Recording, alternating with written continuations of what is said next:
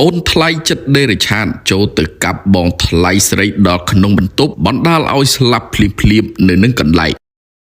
ករណីឃាតកម្មដ៏រន្ធត់មួយបង្កដោយបុរសម្នាក់ដែលត្រូវជាប្អូនថ្លៃចូលទៅកាប់បងថ្លៃស្រីដល់ក្នុងបន្ទប់បណ្ដាលឲ្យស្លាប់ភ្លាមៗនៅនឹងកន្លែងកាលពីវេលាម៉ោង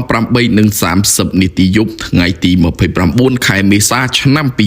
2025ដែលស្ថិតនៅចំណុចផ្ទះគ្មានលេខផ្លូវបេតុងភូមិខ្វាសង្កាត់ដង្កោខណ្ឌដង្កោរាជធានីភ្នំពេញស្ត្រីរងគ្រោះដែលត្រូវជាបងថ្លៃមានឈ្មោះវ៉ាស្រីនិចភេទស្រីអាយុប្រហែល30ឆ្នាំមុខរបរជាកម្មការិនីរោងចក្រត្រូវបានប្អូនថ្លៃចូលទៅកាប់ដល់ក្នុងបន្ទប់បណ្ដាលឲ្យស្លាប់ភ្លាមៗនៅនឹងកន្លែងនិងបន្សល់ទុកឲ្យកូននៅកំព្រាម្ដាយទាំងវ័យក្មេងក្រោយមានករណីឃាតកម្មនេះបានកើតឡើងភ្លាមស្នងការនគរបាលរាជធានីភ្នំពេញលោកឧត្តមសេនីយ៍ឯកជូណារិនបានបញ្ជាឲ្យកងកម្លាំងនគរបាលជំនាញសហការជាមួយកម្លាំងនគរបាលខណ្ឌដង្កោចាប់ជនដៃដល់ឲ្យបានជាដាច់ខាតក្រោយធ្វើការស្រាវជ្រាវតាមជំនាញកម្លាំងនគរបាលបានតាមឃាត់ខ្លួនជនដៃដល់ឈ្មោះចិនច័ន្ទចំណាប់អាយុ29ឆ្នាំមុខរបរមិនពិតប្រាកដស្នាក់នៅផ្ទះកើតហេតុខាងលើដែលត្រូវជាប្អូនថ្លៃរបស់ជនរងគ្រោះរបាយការណ៍របស់នគរបាលមូលដ្ឋានបានដឹងថា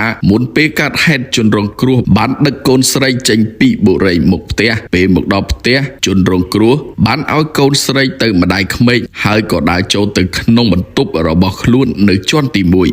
ភ្លាមនោះស្រាប់តែជនដៃដល់ដែលត្រូវជាប្អូនថ្លៃដែលកំពុងតែនៅក្នុងផ្ទះបានកាន់កាំបិតប៉ាំងតោចូលទៅដល់ក្នុងបន្ទប់របស់ជនរងគ្រោះហើយបិទទ្វារនិងបានធ្វើសកម្មភាពកាប់ទៅលើជនរងគ្រោះបណ្ដាលឲ្យស្លាប់ភ្លាមនៅនឹងកន្លែងកើតហេតុតែម្ដងក្រោយមកជននេះក៏បានរត់គេចខ្លួនបាត់រហូតត្រូវបានកម្លាំងនគរបាលតាមចាប់ខ្លួនបានភ្លាមតាមការបំភ្លឺពីម្ដាយបង្កើតរបស់ជនដៃដល់បានដឹងថាជននេះបានធ្លាប់យកទៅដាក់មណ្ឌលបន្សាបគ្រឿងញៀន3 ដងរួចមកហើយបច្ចុប្បន្នជនដៃដល់ត្រូវបានឃាត់ខ្លួនដើម្បីចាត់ការតាមនីតិវិធីច្បាប់